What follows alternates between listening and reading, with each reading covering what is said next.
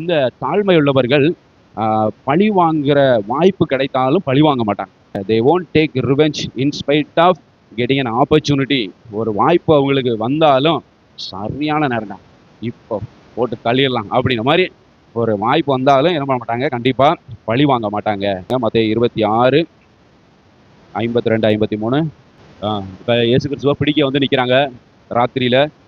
அப்போ இயேசு கிறிஸ்து நினச்சிருந்தா என்ன பண்ணலாம், இவ்வளோ நாள் பிளான் பண்ணி என்னை பிடிக்க வர்றீங்களாடா, சரியான டைம், உங்க எல்லாரையும் கூண்டோட ஒழிக்கிறதுக்கு இதுதாண்டா சார், எல்லாம் கேங்கா எல்லாம் குரூப்பாக வந்திருக்கிறீங்களா, எல்லாம் அடி ஆட்கள் எல்லாரோட வந்திருக்கீங்களா, மிலிட்ரியாக வந்திருக்கா, சரி ரைட்டு, இதான் சரியான டைம், இந்த மிலிட்ரி எல்லாத்தையும் காலி பண்ணிட வேண்டியதா அப்படின்ட்டு அவர் நினைக்கவே இல்லை. அல்லேலூயா.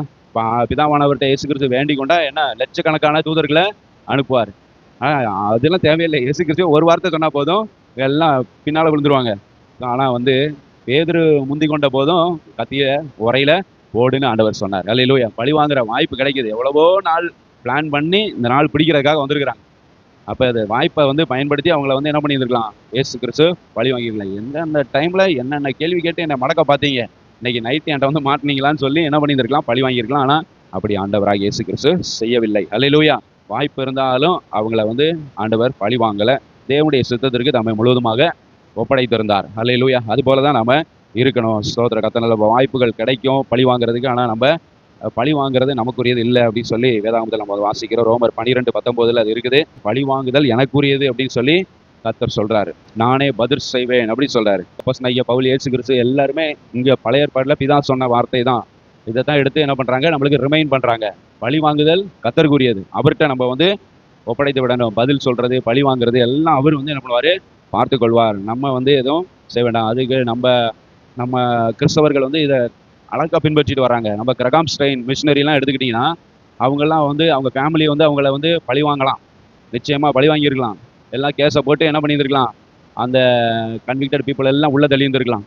யாரெல்லாம் வந்து இப்படி ஜீப்பை சுற்றி எல்லாம் கயிறெல்லாம் வச்சு கட்டி யாரெல்லாம் எரிச்சாங்களோ அவங்க எல்லாரையும் வந்து என்ன பண்ணியிருந்துருக்கலாம், உள்ளே போட்டுருந்துருக்கலாம். ஆனால் கிரகாம் ஸ்ட்ரெயின் ஒய்ஃபு அந்த பாப்பா வந்து என்ன சொல்கிறாங்க, எல்லாத்தையும் வி ஃபர்கிவ் தம் ஆல் அப்படின்னு வந்து என்ன பண்ணிட்டாங்க சொல்லிட்டாங்க. அவங்க எல்லாரையும் நாங்கள் மன்னிக்கிறோம் அப்படின்னு அவங்க சொல்லிட்டாங்க. பழி வாங்குறது, பதிலளிக்கிறதெல்லாம் கர்த்தர் பார்த்துக்கொள்வார் அப்படிங்கிறது இந்த வார்த்தையை அவங்க பின்பற்றினாங்க. அல்லேலூயா. ஸ்தோத்திரம். பழி வாங்கணும் அப்படிங்கிற எண்ணம் கிறிஸ்தவர்களுக்கு என்ன பண்ணக்கூடாது, இருக்கவே கூடாது. அல்லேலூயா.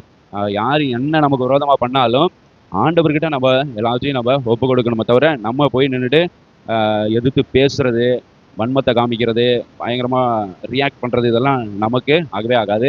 ஏன்னா இயேசு கிறிஸ்து அப்படி செய்யவே இல்லை. அல்லேலூயா. ஸ்தோத்திரம். அவரை தான் நம்ம வந்து பின்பற்றணும்.